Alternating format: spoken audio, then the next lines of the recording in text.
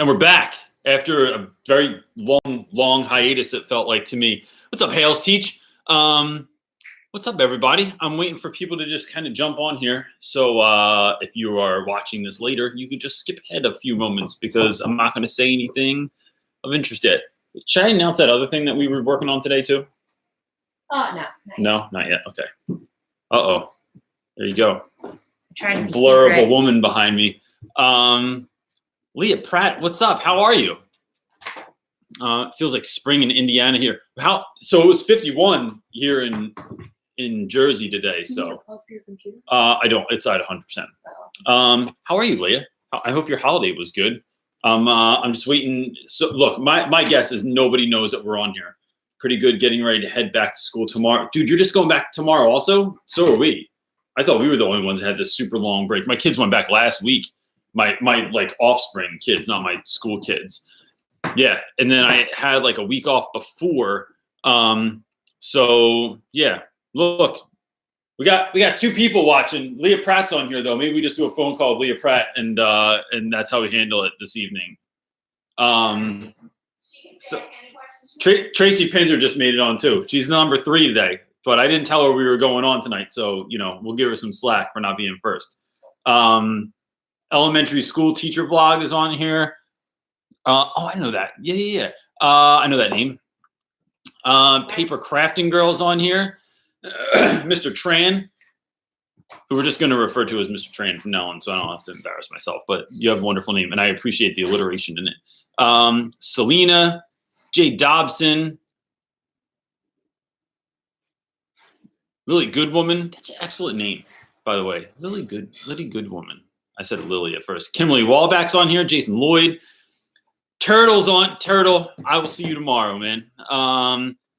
Johnny's on here. Can I stop fights that break out in the middle of my lecture? I'm going to tell you how to stop fights in the middle of your lecture in just a second there, buddy. Diana Forbes. I know somebody else named Diana Forbes in my life. So hello, everyone always watching these. Well, Diana, this is your first time live. I appreciate it. What's up, Imir?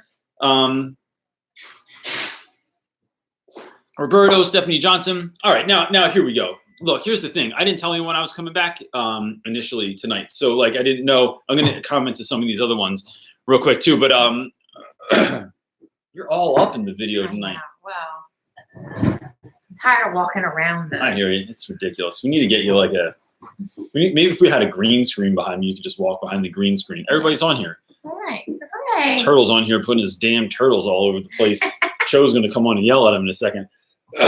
So anyway, everyone, 3 minutes in, let's just say thank you for coming back. It's been a minute since we've been on here. And to be honest, like to just be truthful, I talked about this in the video the other night. I'm really glad that I had planned that break. So in the last teacher talk on Sunday night, we had said that we would take like the next couple of weeks off because it was like right before Christmas and then right before New Year's, and I wasn't sure like who would be on here. And I just wanted to get that kind of extra time in, like with the family and setting up and stuff like that. So as it turns out, the week just after we did this the last time, my grandmother, who's 85 years old, my last living grandparent, was put in hospice, and then she died on Christmas Eve morning. So it was like, funeral arrangements and not leaving, like being at the hospital every single day, all day, funeral arrangements, funerals, cleaning out apartments, like a lot of stuff going on. And then, Walking kids. Trying to walk our kids through that whole scenario. Like I've dealt with a lot of death in my family in the past. Like I've lost both my parents, now all my grandparents, a number of uncles, but I've never had children while going through any of that really heavy stuff. And so that was like a whole new sort of adventure to go through. So all in all, I'm really glad that we had that time off, and I'm really looking forward to like going back to school tomorrow and like starting some of that normal stuff again. I feel like I'm actually more productive when there's too much going on, and like when I have too much time, right? Like we're not as productive. No, we watched all of Big Little Lies instead of like actually getting work done and stuff like that, which I think was good too. We need it. And we watched a lot of movies. But now I'm catching up on Bird Box. Has everybody else watched Bird Box? And we saw like the new Snow White or new Mary We went to the Poppins movies movie, a lot and with we the saw kids. Miles Morales, Spider-Man. Awesome stuff. So anyway, we're going to jump into this. We're going to answer all of your questions in a moment. But I want to say, I'm here. I can't wait for school, Reynolds. I have no idea how bored I am. Dude, I'll bet. Because look, but you're going to remember this is like the greatest time in your life, but it really wasn't because you had no money and no car and, and a curfew. So that limits things. So look, tonight I want to just real quick, because I haven't talked about them in a while. My friends from Teachers Connect are what they're doing is they're creating a platform, or have created a platform that's ever developing, that creates a space for teachers to meet and to ask their questions and to put stuff out there in a space where it's only allowed for educators, right? So if like you're anywhere in the education world, you're student teaching, you're a paraprofessional, you are an assistant teacher, like that, this space is created for you to connect with other educators. Is there a reason that it's Sunday night chicken nugget night. Is that what it is? Every Sunday night, I swear, at 5, someone's like, I'm hungry, and so I make chicken nuggets. All right, that's interesting. So then, so what they're doing is like creating the space, and so you'll find like most of the teacher YouTubers are on there. As went on tonight, I was seeing that Too Cool for Middle School had left a comment on there. But there is a woman on there named Dominique, who just signed up for Teachers Connect, and she's just starting teaching this week in the second half of the year, and she's never taught before. And so I've never been in that situation. It sounds awful to me, and not like I wouldn't do it, because I get like when you need a job, you take the job. But when you're starting second half of the year, like how terrifying that must be, because everyone else has already started. The kids already have a routine, and then maybe this teacher sucked before you got there, right? Maybe that class was awful and now you got to clean that up. So real quick, would you mind in the comment section, like what advice would you give someone that was going on to starting the second half of the year? Like what would you tell them to do? Myself, I would say reach out to other teachers, find friends, find connection points in the school, so you don't feel like you're all alone, so you have someone you can ask questions to, so you have someone you can go to when you have concerns with a particular student. That's what I would do. But if you could leave that here, or if you want to go to Teachers Connect, no pressure, but like you could just go on and just leave under her question. I'm sure that she would love that. So I don't know Dominique, but here's you, Dominique. Here's some coffee for you. What do we got, wife? Got some questions? Somebody. That's first. All right, that was the first one I wanted to ask. It was Johnny Chingas. Appreciate all the interesting names that we get on here. Says, Mr. Reynolds, how can I stop a fight that breaks out in the middle of my lecture? Look, sometimes I have good ways that other people should do things. And sometimes I have weird ways that I do stuff that I'm not sure other people should do. So like one of those ways is if I feel like something's getting heated in my room, I have on my desktop a link to YouTube, and I click it and it plays The Glory of Love by Peter Cetera, which is the theme song from Karate Kid 2.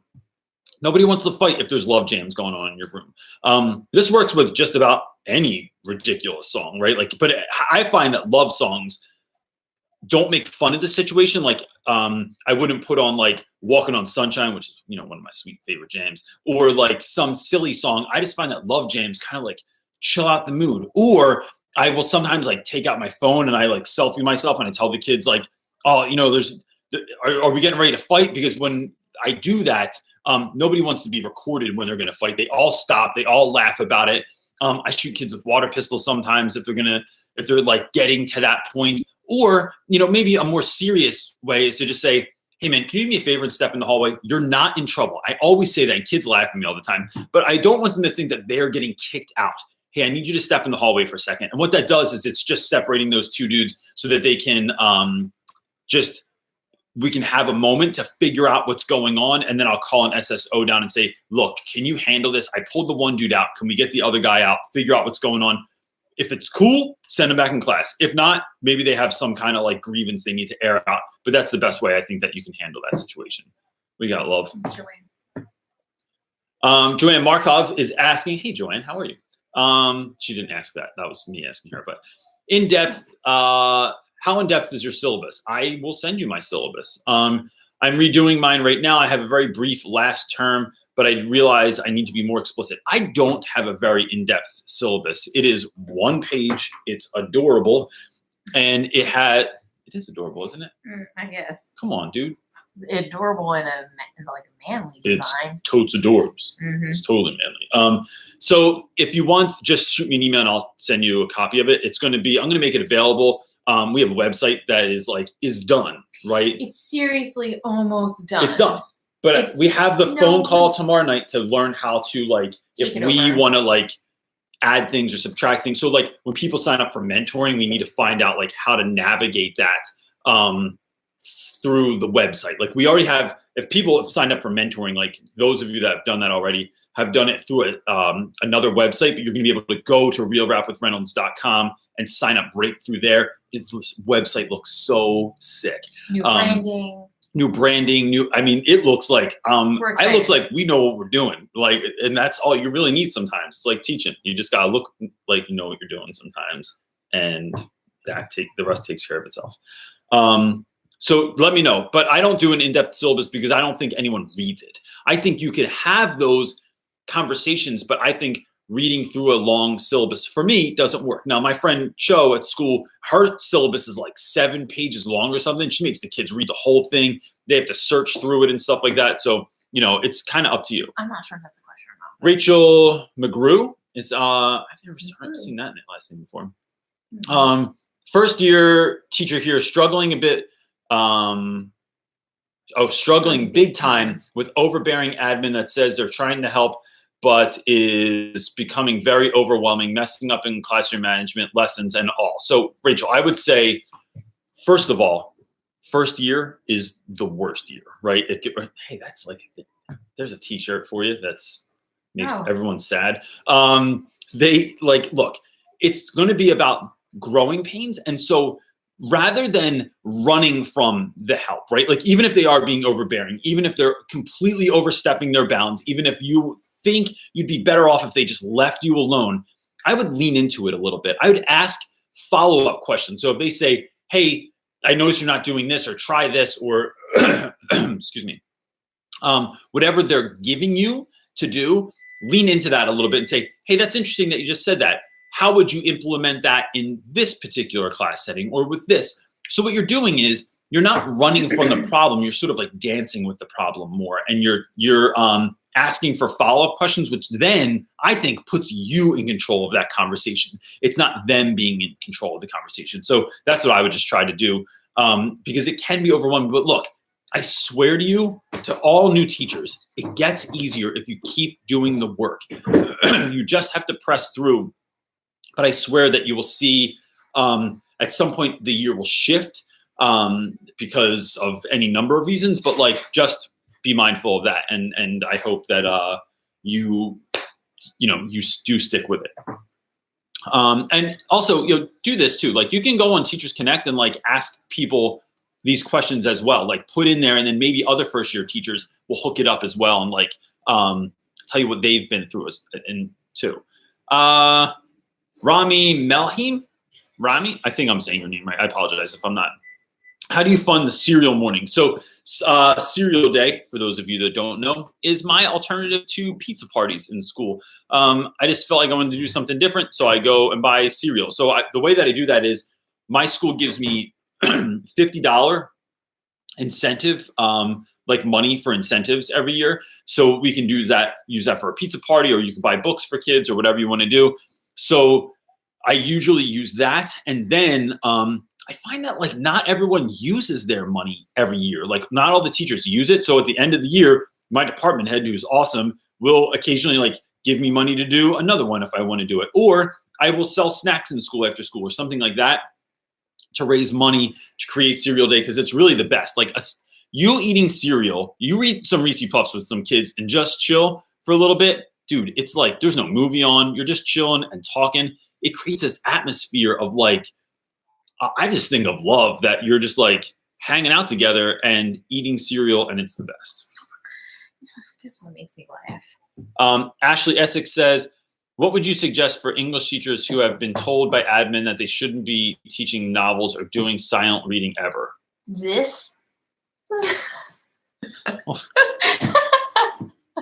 What are you supposed to do then? Like, Ash, like, Right. I'm not saying that laughing at you. I'm like, it's ridiculous. I don't like, that's absurd. So look, I've heard this before, and to be honest, there is value to reading short stories or plays or I don't know, like what do they want you to do? Like practice test taking skills? Like, look, kids get better at reading by reading. Kids get better at writing by writing. And so even if that's kids that are dyslexic, even if that's kids that have processing disorders or whatever the situation is, right? Now, that reading time will look different if you have dyslexia because you'll maybe be doing something like an Orton Gillingham reading program or something along those lines. But so yeah, exactly. It might look like audiobooks, might look like a Kindle, might look like a text to speak app that is something's reading to them. And that's all good stuff. But I find that kids reading for an extended silent amount of time where they're reading, they're not listening to someone reading, really benefits them. And if you can give them the bonus of reading a book they actually want to read, it's like, bro, it's a wrap then. It's on because now they're reading about something they want to read. They're being given the time to read something they want to read. So it's this new world that kind of opens up. So look, if I couldn't read novels, I think I'd still read novels. Or here's what I would do. I would read the play version of a novel, which is what I love to do anyway. So can't read Of Mice and Men? There's a play that goes along with that. Play that goes along with Lord of the Flies. Play that goes along with any number of things. Or you can just read a play like The Crucible or The Piano Lesson or something like that. And that would be a great tie-in. But, you know, I think try and sell it and maybe try and get one novel in, but, you know, and talk to admin about like the value of it and what you could do with it. Maybe it's not a really long, maybe it's something like Speak that's really short, but that's just craziness, man. And so like to go on a little bit more of a rant, and I'm going to end this in about 10 seconds, but I just think that when teachers are actually treated like professionals and given autonomy in the classroom, they can thrive. When you hold their hand and don't take the training wheels off, they can't get anywhere, right? It's like driving one of those cars at Disney World that's like on the track, and you can't, like, you can pretend you're steering, but really you're just going like this every once in a while, and it's like you look like you're driving, but you're not.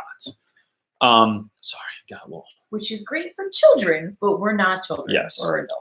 Jillian Tobin is asking, I need help finding ways to deal with students who don't respond to consequences for simple things like sitting down and starting work at the bell or raising their hand and not shouting out. Jillian, I would say the only way I know to deal with something like that is one-on-one, right? And so that is after school, before school, during lunch, you're sitting down with those individuals, right? And I get that this takes time, and it takes time off of like your planning time and stuff. But if you sit down with that kid and say, hey, look, this is what I'm noticing in class, not saying you're doing this, this is what I'm noticing. Can we talk about this? Or scratch that.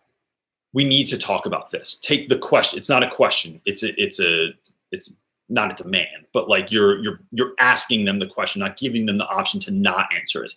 So we need to talk about this because I want you to be successful in my class. But right now, if we keep going forward like this, there's no chance we're successful at this. So am I doing anything that might be upsetting you in class? Or is there someone else that's upsetting you in class that might be leading to this behavior? If not, okay, well, then we need to talk about like what you're doing in class. And it's as simple as that. But when you do the one-on-one, it takes away the audience. And now you just have this one individual that you're dealing with, and it's easier to do. Like there's no one else around. They can feel more open. They can feel more confident. And that might be a series of conversations. Like maybe the first time you only get to like here, and then you get to here, but then that third time you might like really take a jump because they open up and tell you about something. Those behaviors don't come from just nowhere. They don't just come out of thin air. They're always a result of something else. And your job is to be like sort of the child architect or archaeologist and like get to the bottom of that, get to the root of that situation and figure out what's going on so you can help them out with it. And you don't have to have an answer for it, for whatever their problem is, whatever their issue is. You just sometimes have to name it and give them a safe place to name it, and that can be enough. Melik, I really apologize because there's no chance I'm going to say this right because I'm fairly certain I have dyslexia and I can't say things with too many vowels. Melik Baraktar? I think I got that right.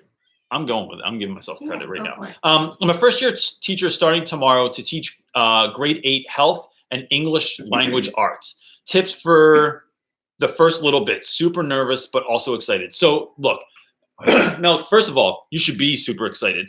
And you're going to be nervous. Like, don't even try to not be nervous because it's not going to happen. I would I don't know, drink a glass of wine tonight or take some CBD oil or something like that so you sleep well and then you'll wake up well rested. I would get to class early, and I think there's great value in standing in front of an empty classroom. So you're not just showing up at school and kids are coming in and stuff's going on. There are times if I get to school early, I lock my door and I don't let dudes in. I'll put a sign on the outside and says yo, I'll open my door at 7:30, but I need this time to myself. And then that allows me to get everything ready, to prepare, and to just stand in front of my class and kind of take in the moment that in a moment, the kids are going to come in. What do I want that to look like? I start envisioning what I want that day to look like. And then that helps me win. I think, and also have fun. Don't wait to smile. Sorry, I'm coughing a lot. Don't wait to smile. Don't wait to say hello, but start shaking hands at the door, every kid that comes in, and try and build relationships with everyone that you can, even in the micro ways. At the end of the day, yo, man, bro, you did a great job today. I really appreciate what you said in class today. Or yo, yeah, I get it together tomorrow, man. We're acting too much of a fool or something like that. Otherwise, we're going to have to hug it out. And just doing silly stuff like that, or just being a presence in their lives, will help you win way faster than you could ever imagine. Allison Yaley is saying, hi, last year I had a lot of trouble being respectful to teachers. I'm imagining this is a student. So last year I had trouble being respectful to teachers. This year I'm worried about messing up. Any tips on staying on teachers' good side? Allison, I'm wondering, so look, I get that not all teachers seem like they should be respected, right? Because not all teachers are respectful towards students. Some teachers are just jackasses towards students or not aggravating, but not all teachers are created equal. Yeah. So, but I would take time, just like I tell teachers all the time, to get to know the students, get to know your teachers. Look, the bottom line. So there was a teacher at my school in the past, an older gentleman that came into school and really wanted to do good work.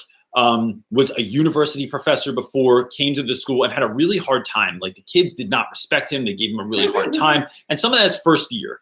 But what I told the kids was you have to realize that this dude is a grown up. He has 5 kids at home. He lives a regular life, right?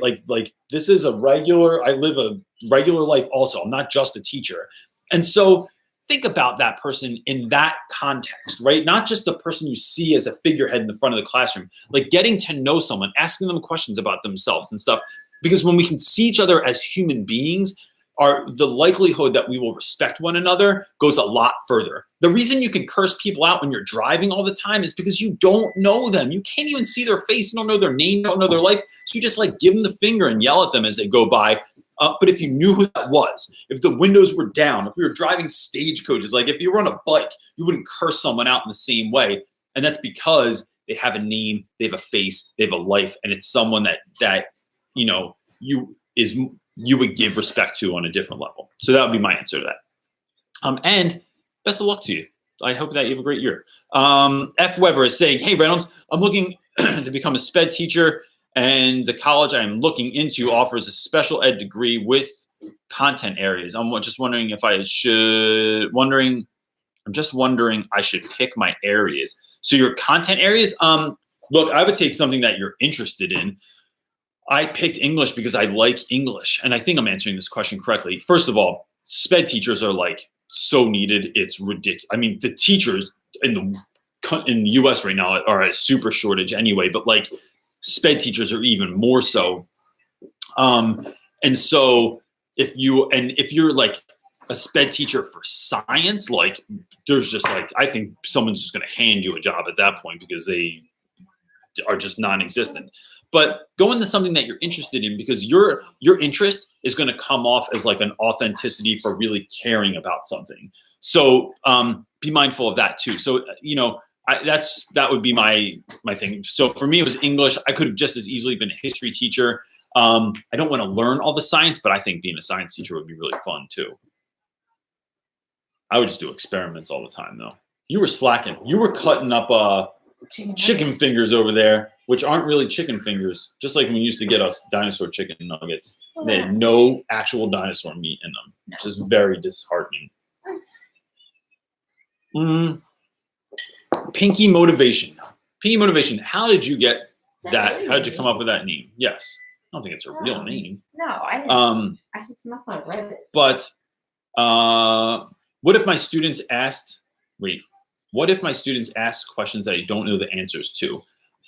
Look, that's a great question, right? And it's making me laugh because I'm thinking of friggin' Brett Miller during my student teaching at Windsor Township High School that knew I was at concert too late one night. I didn't read the book and I was trying to just play it off. Do you remember this? I do. It was like the worst day of my life. And he knew that I didn't read and I didn't know the answer. So he kept asking very specific questions. And I was like, you jerk. So if you're still out there, Brett Miller, know that I remember that. I think there's a couple of ways you could do it. One, you could lie. Two, you could say, that's a really great question, but I want you to look it up and this is why, right? So you turn it on them. Or three, just tell them you don't know. Bro, that's a great question, but I'll be honest with you, I don't know. But I'm gonna look up the answer because I really like that you thought of it, or that you came up with that question, or that, you know, I haven't thought about that in a while. I'm gonna look into that. And then bring it in the next day and tell them that you know. Your job isn't to know everything. Especially like, because I teach English, my students always think I should know spelling. Bro, I can't spell for anything, man. That's why I have a Google Home. And I even got the new one with the screen so that it like shows me the word.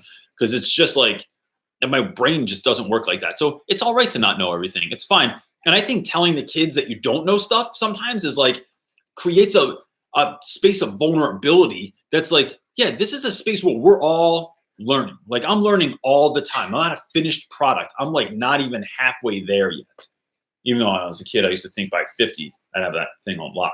It only gives me 8 more years to lock it down. My buddy, Mr. Tran, is saying, trying to word this without sounding like a creep. You never know what's coming after that. Should I honestly express my sexuality to my students? I'm gay and somewhat flamboyant. Is there another part? It says ... Was that the end? Tran, I think that was the end. Look, man, this is a little. Is there a second part?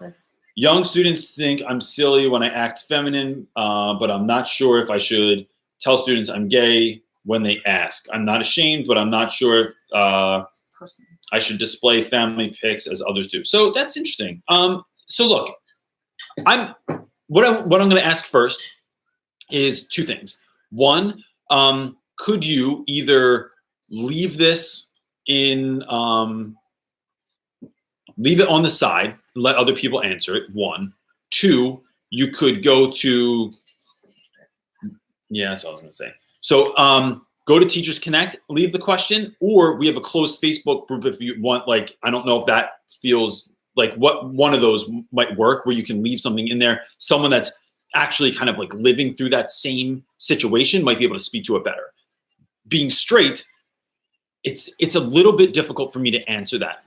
But I'll say this. I would say no. You don't go around saying that you're straight. Like, why does someone that's gay have to go around saying that they're gay? Because the students are asking him, and he feels, and I feel like, look, teachers I've worked with before that have been out with the students, they have created like sort of a realm around them that students feel safer being with them. It also, for students that are kind of weird about that, or like don't know anyone that's gay, it lets them see like, dude, this is just like a regular dude trying to do good work in the world. And that it lets, I think when we know people, right? So like, it just makes me think of like all the people I know that are racist that don't know anyone that's not white, right? Like, it's like, But when you see someone, you realize they're a human being, then you can interact on some different level stuff, right? Like, and I don't think you should be afraid. But the only thing I'm thinking of is I am guarded about certain aspects of my life. Like, I don't tell people like about learning disabilities that my children have, or about any number of things in my life. So I think it comes down to, what is your why for telling kids anything? And does that support your students? Does it help your students? Or does it detract from that? Is it just going to create a problem, right? So like, I think you could go either way, and I've seen teachers do both. But that's just my limited opinion. Like I said, like I'm not,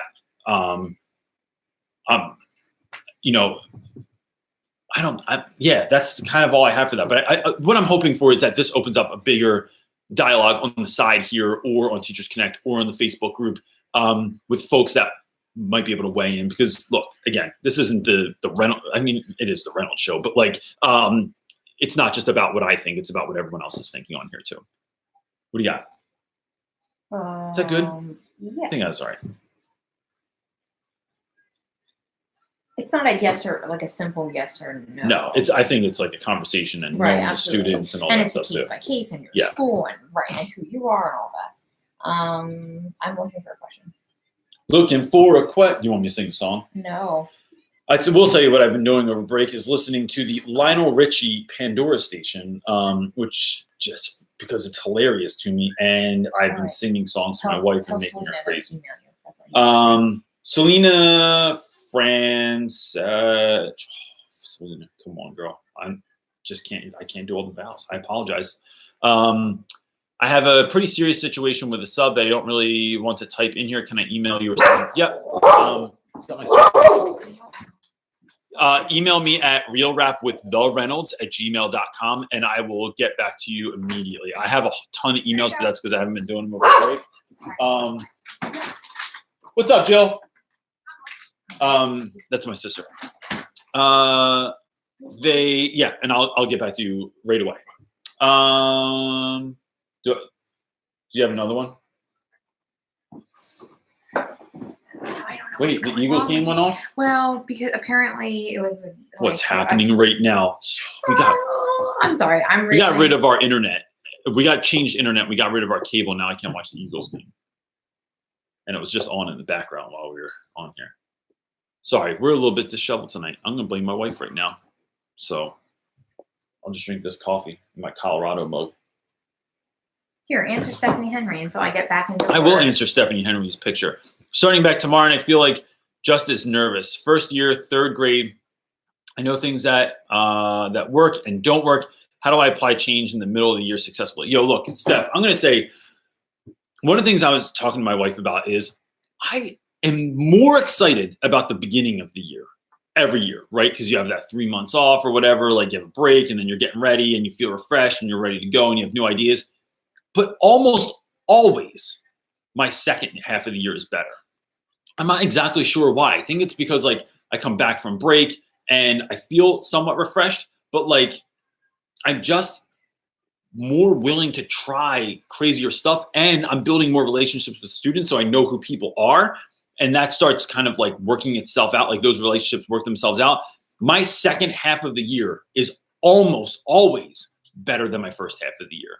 And so I was thinking about that the other day, and I'm like, why would I ever be nervous to go back when I'm just like, it's going to be great. Like I'm going to come up with great ideas. So just start thinking of like bucket list ideas that you'd like to do in your classroom, with things your kids would get excited about, and you can just experiment with them and then just try stuff. So, but look, to be honest, I'm always like slightly nervous. Like tonight, like I will be slightly on edge going in tomorrow because I haven't been in that like that routine for a while also. So yeah, look, guys, you can't always stop the nervousness, but you can just live, like just accept it and then realize that it's going to happen, and then that's how you get through it sometimes.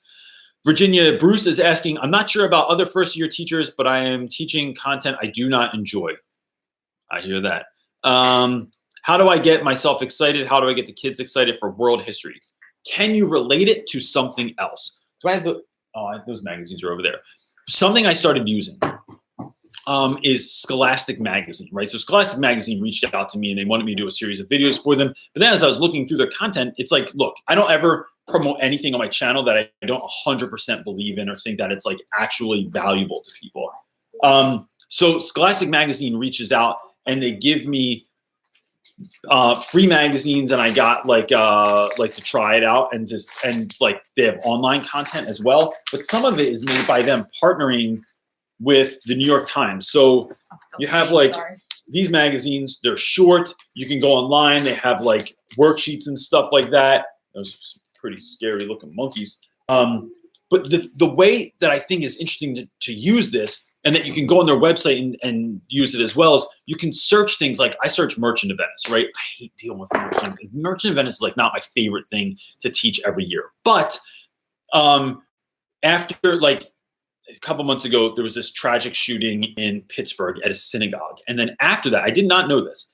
After that, apparently online, there were all these like tweets popping up where people were supportive of that sort of activity because it was a synagogue, right? And it created this dialogue about like, what is that sort of like, what is the word I'm looking for? Like hate, like people like act like that's dead. Like we don't really talk about that, like hate towards certain groups anymore. It gets overshadowed by any number of other things, right? What I'm getting at is like, it was a way for me to connect the Merchant of Venice, which seems like it was just this thing that happened 500 years ago when Shylock's getting dissed because he's Jewish and stuff, to real world, like right now things. And it allowed me to connect something like a shooting, which, you know, just because I teach like in West Philly, I don't try and like teach to, I'm not trying to like create that narrative for you, but like my boys have dealt with a lot of shootings. Like someone was shot outside of our classroom, like right before winter break, literally during class outside of my classroom. And so there's this connection point to like 500 years ago, Shakespeare, this thing that happened in Pittsburgh, our lives in West Philadelphia. And I think when you're teaching world history, it's not about just, to me, it's not in English anyway, like it's not about just creating a lesson based on something I think you should know because it's a really important book, but why is that relevant now? Like teach it through the lens of something your students are interested in, something that they think is cool, that they think is worthy of their time and energy. And then it's like, but how does Lord of the Flies connect to your life now? How does Fahrenheit 451 is like, that book is like, you know,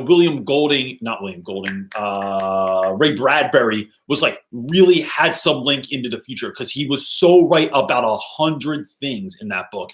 So I think you can make those connections, and that's what I would do, is connect it through the lens of something the students are interested in. Joanne Markov is asking, one of my new classes this term has an 11th grader taking English 1 for the 4th time. Dude, I had one of those this year. And by my count, how on earth do I motivate this kid? I have no delusions that I'm Michelle Pfeiffer. So first of all, Michelle Pfeiffer, you shouldn't be anyway, unless you want to rock that leather jacket. That's what I think you should do first. But I think, you know, look, when I deal with kids that are in that situation, right, I do not sugarcoat anything. I don't try and tell them like it's going to be great. But note to self, buy leather jacket. Yes. I think, you know, having a real conversation about like, yo, look, let's just recognize that it's been a long time that you've been in high school. We need to talk about this because I need to know what you're expecting to get out of this class or why you're still here. Like you didn't drop out yet, right? So like, what are you doing in school still? Like why are you here? Why not just drop out, get a job at a gas station and, you know, like live in your mom's basement for the rest of your life?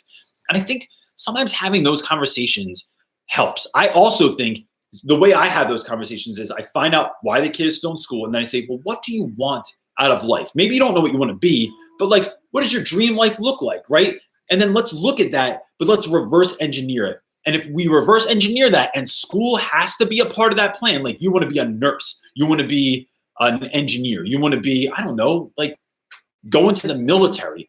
There are certain steps you need to take to get there. And if if you're not reverse engineering that situation correctly, you're just living a lie, right? Like if you think you're going to be like a brain surgeon or you're going to be, I almost said a banker. Is anyone a banker anymore?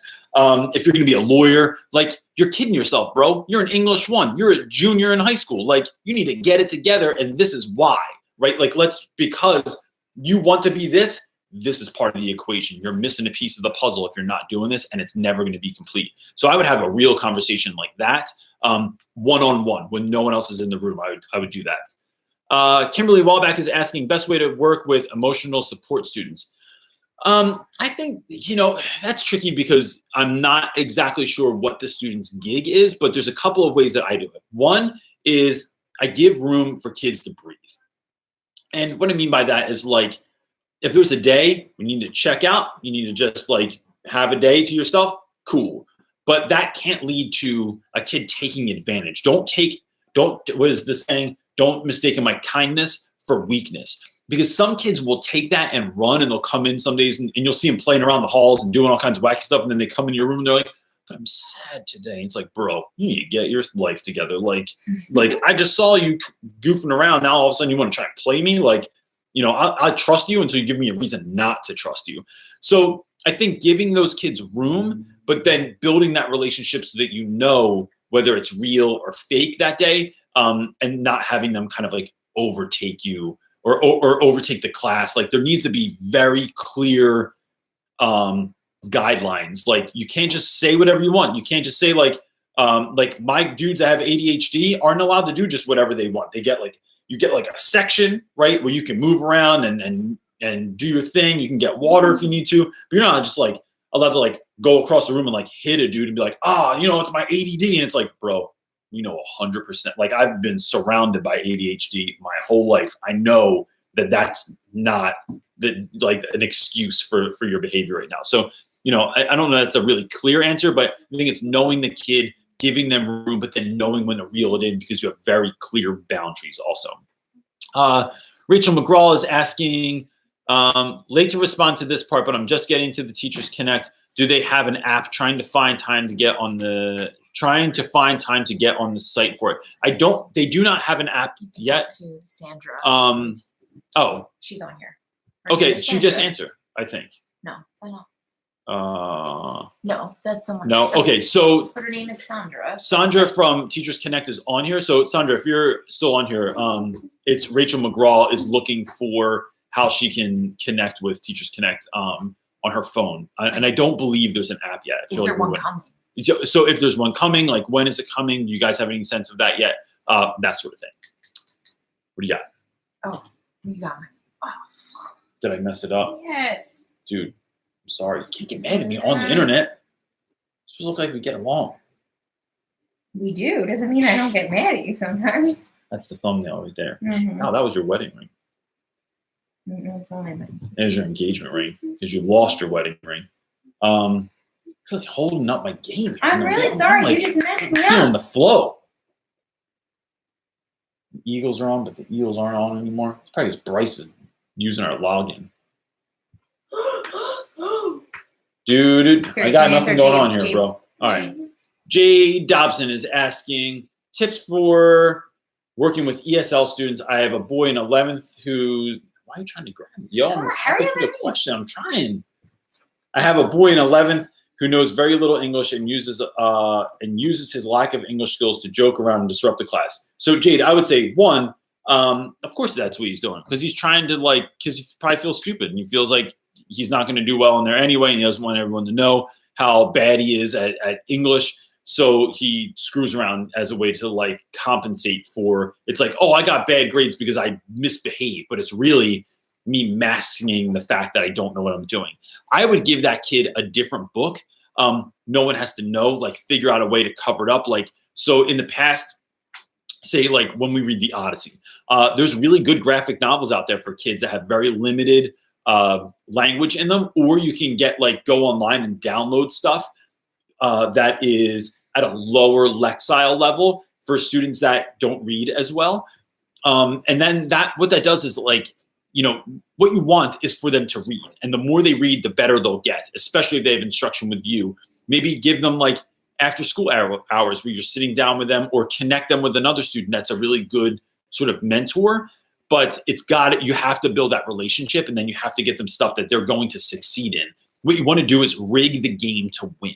And what I mean by that is like having stuff that they can read so that they are finding like some level of success, even if it's far lower than everyone else's. And I tell kids all the time, like so I don't deal with ESL so much anymore because because of the population that's in my high school. But when I taught in Camden, I'd say about 50 to 60% of my students were ESL students. And it's like, look, you're learning a new language. This doesn't mean you're dumb. It just means like if I went to Spain or Mexico or France and I had to learn in their school system, I'd be far below everyone else. Doesn't mean I'm stupid. Doesn't mean I don't know stuff. It just means like, I'm like coming, like I'm rocking where I'm from, but now I'm here and I have to grow and I have to do this thing in a new school in a new way. So you're like building that confidence, but keeping it real with them. Like, this doesn't mean you're dumb, but you're going to get left behind if we don't get you on the ball. And I want you to be successful more than you could ever dream. So that's what we're going to do. And if that means reading a comic book instead of the book, awesome. If it means reading this book instead of this book, or reading something with a lower Lexile level that's the same thing, but it's just easier for you, right? So it's on your level, that's 100% what we're going to do. Rafa Morales is saying, I want to decorate my classroom with lights and motivational quotes, but at the teacher's lounge, I hear others clowning. Would you care? Nope. Have you seen my room, man? Raf, I have a tree in my room. I have all kinds of ridiculous stuff. And I always have. I've always had an absurd room because it's really one of my favorite things. Like, you're in your classroom more than you're probably in your own living room. So it should look according, right? Like, it should be a place where you want to be, where students want to be, where they feel comfortable, where they feel like they want to just hang out, because you're trying to like sort of like, you want kids to be in your room so you can hang out with them and build relationships and stuff like that. If your room looks like a morgue, nobody wants to be in there. If it looks like, an asylum from the 1800s, like where it's just white barren walls and it's nothing in there. So just own it. Be like, I know, man, it's crazy, but like, this is what I want my room to be. I'm going to have the best room in the school. I'm going to have the best room you guys ever saw in your life. And then just make it look the way you want it to look. Because they'll find something else to screw around about last year. And I honestly think people, when they talk shit like that, like, they do it because their room looks whack. So go worry about your room. Like, don't come talking about my room. I'm trying to kill the game here. Jane Register is saying, I have an icky teacher who I'm not laughing at your question. As a student, yeah. That's like that someone used the word icky. I have an icky teacher who is creepy and admin wouldn't do anything about it. Now I don't want to laugh at this anymore because it's weird. And I don't like that's happening. Wouldn't do anything about any of it. As a student, I feel creeped out during class and I lose focus for fear. How can I work through it? So first of all, Jane, you need to tell your parents. And I would tell, like, so at our school, like, I would tell like a counselor or something like that, someone who's going to keep it confidential, who's not just like, don't tell, like, I don't know, the gym teacher, the nurse, or well, I would tell another teacher maybe that you confide in and say, look, this is how I'm feeling, right? And this is why. And then, like, so that what's happening then is, like, teachers are mandated reporters. They need to document things that are of that caliber, right? So, like, if a student comes in and says, hey, my dad's beating me, I am mandated to go to our social worker and say something about it. So you need to get it documented. You need to tell someone that is actually going to listen to you and is not going to push you off. And then I would absolutely 100% tell your parents, because that's going to like, then they are going to have your back also. This isn't something you should feel like you ever have to go through by yourself. But that's how I would handle that situation. And I don't know, is there something else we could say about that? I think it's that. I think it's that kind of. Yeah, I think simple. So. I think as a parent, I would say you need to talk that over with your parent and see, are we interpreting the situation correctly? And if we are, I think the parent and the child need to go to the admin, especially since it seems like the student already went to the admin and nothing's really being done about it. We could ask to switch classes as well, like just a different teacher. Like if you are uncomfortable, that's fine. I think also different. Like Joelle, we're saying. I'm sorry, I was totally cutting you off. I apologize for that. I'm used to it. Just kidding. I think we're saying all this without really knowing what's going on. Right. Like I don't know that teacher. I don't know what's happening. But make sure that when you're having these conversations, you're being very specific about what's taking place. You're not just saying like they're being weird. Like my students will say like, I don't like that teacher because they're weird. It's like, bro, what does that even mean? Be very specific about, I was in class, was sitting here, was doing this. This is what happened. This is how they made me feel awkward. Like you're sort of like, almost like it's a police report. Like that's how you're laying that out. And that's what I would do. Do you have another one for me? Oh, was that not it? That's the next question. I'm sorry.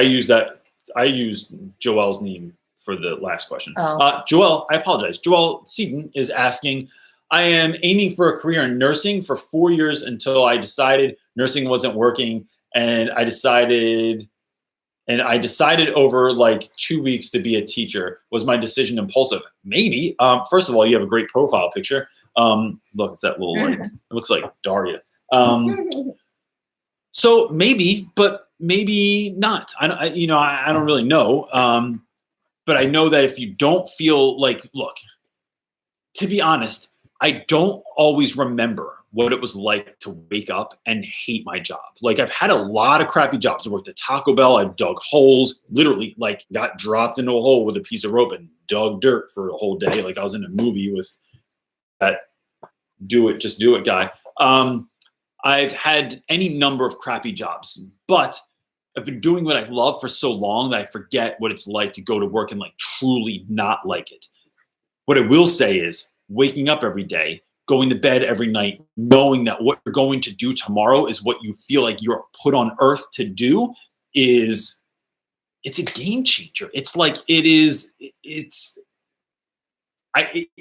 can't even explain it really unless you're going through it. So what I would do is maybe even before you start going to school for education, go and mentor somewhere, volunteer somewhere, do an after school program, tutor a kid. You could put an ad on Craigslist or find a local school. And if they're looking for tutors or people to help kids after school, or to be, maybe you go in and you're like an assistant in a classroom, or you go in and read books every week and see what that feels like to you. And then that's going to be something that informs you as to whether or not you would be like a really good teacher or not. So that's what I would do. And that kind of lets you test the waters out before like, you go full force, like jumping on in. What are you on about? You can jump ahead and read Jessica's because if it's almost 6, it's really important. Okay. So I'm going to read one swim chick who I haven't seen in a while, in a second, but Jessica Guthrie, said, I was diagnosed with cancer over break. How do I help my students to understand what I am going through? I decided to tell them about the diagnosis, and some teachers said it was a mistake. Is that the whole question? I think so. So first of all, Jessica, I'm really sorry that is even something you're dealing with. Oh gosh. So I would say, no, it's not a mistake. That kids can't have things hidden from them and have things candy coated all the time. I think when my mom was diagnosed with cancer, I was 21. I was very immature for 21. Like my mom like basically like was still wiping my ass at 21. Not literally, but that was kind of the world that I was living in. And it made me have to care about something other than myself. It made me have to have empathy for someone in a time when like it was all about me. And school is often all about the students, right? I'm always saying like it's always only ever about the kids. But sometimes for kids to actually care about someone else, to step up and help someone else, to feel that is important. And while you're going through things, you want the kids to understand. You don't want to just like not come to school and they don't know what's going on. Like, it's like, no, bro, like if you're getting treatment or if you just need a day, like to get your head together, the kids are going to be empathetic to that. And that teaching children to be empathetic is like one of the most important. I'd say empathy, hard work, and being no, even more than critical thinking. I think confidence are really, really important. So I would not ever not tell students about that. So look, I don't know how we help with that, but I just want to say that like show up if you have questions and you need help. If you want to email me and you need help, if you want to do a phone call, like whatever we can all do, like please let us know. I'm just going to just go ahead and speak for everyone. Just let us know what we can do, because I'd be happy to be a part of that, and either going on something like Teachers Connect or the Facebook group and like making sure that you're finding people. Because, you know, here's the thing. You're not going to be the only teacher that's ever gone through this. There will be other people out there that have gone through something similar. And I just think that when you kind of see it, you can be it. Like if to hear from someone else that's actually gone through that situation could be really empowering to you also. But we will, you know, so that's what I can offer right now. So I'm 100% praying for you. But like, yeah, I think you made the right call. Like, look, your gut is always going to tell you the right thing to do, and the hell with what everybody else says all the time. So good move. So some questions are hard to come off of into something else, you know what I mean? Because you just kind of like don't want to diss the situation, but like, I'm going to answer one swim chick's question because she's my friend and she's been on here since the beginning of all this stuff. When you started teaching your first year, did you tell your students that you were a first year teacher? Nope. And I didn't tell them my age either. I think I'm not a big believer in fake it till you make it, but I'm gonna still fake it till I make it sometimes. And I think if kids know that your first year, they're gonna treat you differently. If you're 22 and you're teaching seniors, right? Like you were them 5 minutes ago. So like, I would not tell them that is the case. Like I would tell them like, you know, just don't bring it up. Like they're not gonna ask you. And if they ask you your age, just don't tell them. Say that's personal. I'm not telling you. Or lie. Tell them you're 40. Someone asked if you could do this a bit earlier. It's currently midnight in Finland, so I always miss it. You know, I thought about doing it earlier. Maybe we can switch that up in the summer. Even a 4 or something like that. Yeah, let me think about that. For who asked that? Can I say hi? Alex Finland. Q. Yes. Can You I say hi? want to say hi to Alex Q in Finland? Hi. You know, Brody, the guy who made this channel? This guy. Now, can I tell him the story? No, not right now. No, not right now. Well, maybe Just say in hello the and future. I could In the tell future, you should absolutely Also, tell them the story. Check out my channel after this. Are you chewing Oh, Legos really? again? A tire. Get Well, that. check out Reynolds Gaming. I have 4 videos. Sorry, just check them out and subscribe. All right. Almost at 100. You're always trolling my channel here, bro. I know, but I wanted to. Anything else right now? Should I talk about something else while you're Yes. finishing up? All right. So real quick, also, I just got confirmation this week that I was asked to come in. I'm not speaking, but I'm acting as a mentor at South by Southwest EDU conference this year. So it's the same thing, like South by Southwest. If you're from the US, you probably know about this. It's in Austin, Texas. It's going to be in March, the beginning of March. So if you're around, let me know. Even if you're not going to the conference and you live in Austin and you want to hang out, like let's do that, because otherwise I just sit in my hotel room lonely, nothing to do except, you know, watch TV. So let me know.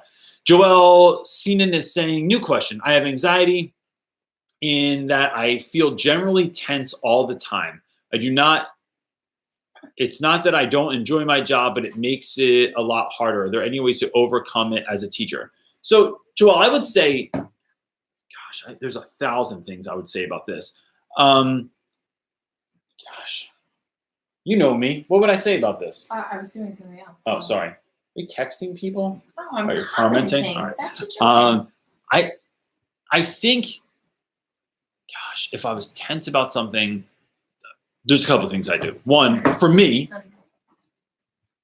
I need to be at my best to do my best, right? So for me, that looks like I wake up in the morning and there's a number of things that I do. And it's funny because I'm just reading a book about this now called Miracle Mornings. Is that what it's called? You know what my answer is going to be. Oh, I know what your answer is. My wife would say drink a lot. No. So I'll talk about your answer in a second. I think I get up early in the morning. I read something. I pray. And then at my best times of the year, I am visualizing what I think or what I want my day to look like, what I want my year to look like. And then I remind myself why those things are important, right? I don't think teachers ask themselves why enough. But like, why does your day look the way that it does? Why does it, why do you want kids to do the things that you want them to do? And so like when you're getting up early in the morning, I feel like you're actually taking control of your day. You're not like waking up because the alarm went off. You're waking up because you're making the day yours, not having it run you. You're running it. And then being as prepared as you can. And then I really think that exercise, look, like this is such a cliche answer, but there's a reason some things are cliches because they're true. I think exercise helps enormously. Like, wouldn't you say I'm better? Like when I'm running, so right now I'm running every day for a year. And today was 26th day in a row that I've run. But if I come home from school and I run, I feel better. Now I will say, and then this might be slightly controversial, but it's not pot. I want to draw the distinction because I don't want anyone to think that that's what I'm talking about. So CBD oil is something that is derived from a hemp plant, not marijuana.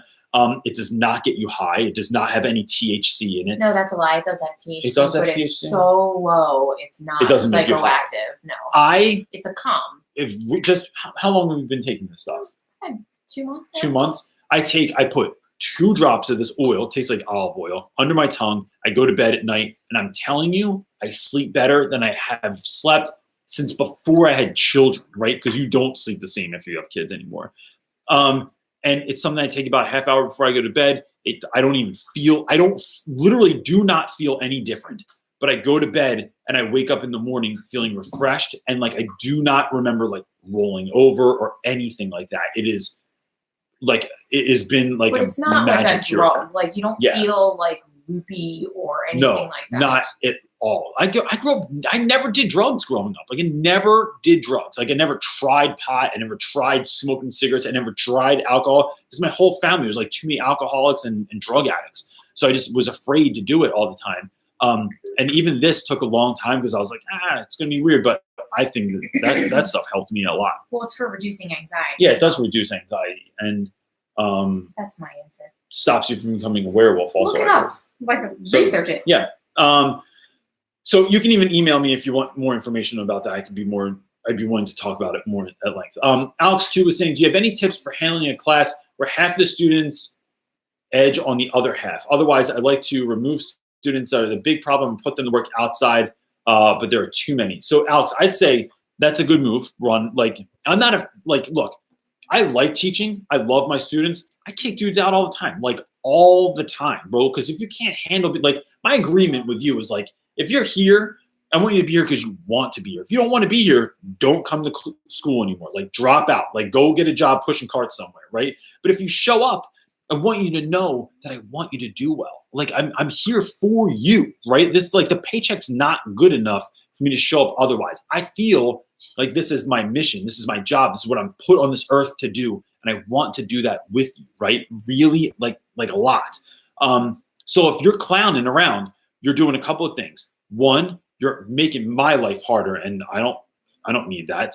2, you're messing it up for the people around you, right? You're not just messing it up for you. You're creating a reaction within the other people. And sometimes it's interesting to remove kids that are an issue and then speak to the rest of the class. Like, look, we're buying into this nonsense too much. And I'm not saying this guy's a bad dude, but I'm saying when he does this thing and it messes things up, you all are like clowning around with him. Like you're all like just jumping in line to get to do whatever nonsense he's doing.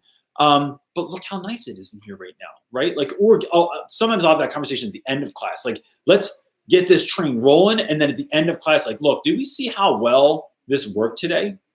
And then have that conversation with the individuals that are acting up. But I would do that one-on-one, even if that takes you a long time, so that those kids are very clear on the fact that what you want for them is for them to have success. But what you're not willing to deal with is nonsense.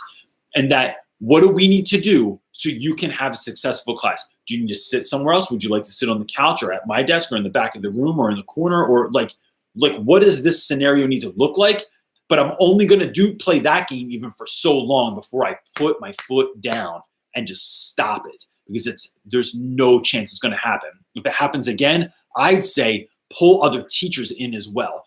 Pulling other teachers in is not a sign of weakness. It's a sign of we are a team of educators that are trying to get down to help you be the best that you can be. And so sometimes sitting down with other teachers and with that student is really the best possible thing you can do. And I have my crew at school that I always call on whenever I'm having a problem with a student. We're like, we sit down. It's like a common thing now because we're in this for you, and we realize that it's not a one-person game here. Like it's a team sport that we're doing here. Was this the question? Did it move? We're over on time. Okay.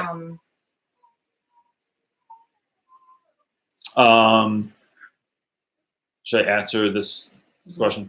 So, okay, so we have a family thing to go to, so I'm going to cut this off in a moment. Otherwise, I would go longer. So many questions. I realize there's a gazillion questions. But so, listen, so you can asking about CBD oil now, so tell them they can find me Jenna Jordan Reynolds on Facebook. So if you go on Jenna Jordan Reynolds on Facebook, or if you go my wife, you can find her on my Instagram. She's linked, or she's on there somewhere. Just Jenna Reynolds, JENNI Reynolds on Instagram. You'll know it's us because you'll see pictures of us. You can just DM her there or send her Facebook messages, and she'll answer all your questions based on that stuff. But let me end with this one. Natalia Kudrick, I think I'm saying that right. How do you deal with co-workers that do not treat you equally, especially when they know it's your first year teaching? Because they don't think you're an equal. That's the reality of it, right? So like, if we're honest about that, then just let it roll. You're not going to change them. You're not going to be able to sell them on the fact that you're different. Be different. Don't worry about trying to convince them that you are. Just put the work in, put your head down, do the best that you can, and realize that you can't change other people's opinions all the time, right? But you don't have to let that affect you either. So like, and I know that I realize that is far easier said than done.